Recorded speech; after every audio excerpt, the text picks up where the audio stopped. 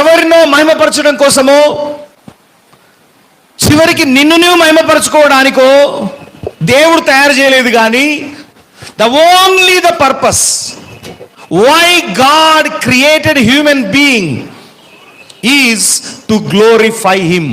హల్లెలూయా. అందుకనే నా మహిమను నేను ఎవరికి ఇచ్చువాడను కాను, నాకు చెందవలసిన మహిమను విగ్రహములకు నేను చెందనివ్వను. నాకు చెందవలసిన మహిమ నాకు రావాలి. తల్లి గర్భములో నిన్ను పిండముగా రూపింపబడక మునుపే నీవు ఈ లోకములో జన్మించి మరణించేంత వరకు నీ జీవితము దేవునికి మహిమకరముగా ఉండాలి అని దేవుడు మనల్ని సృష్టించాడు. చెప్పండి అందరూ కూడా మీ కుడి చేయి పైకెత్తి, నన్ను దేవుడు తన మహిమ నిమిత్తము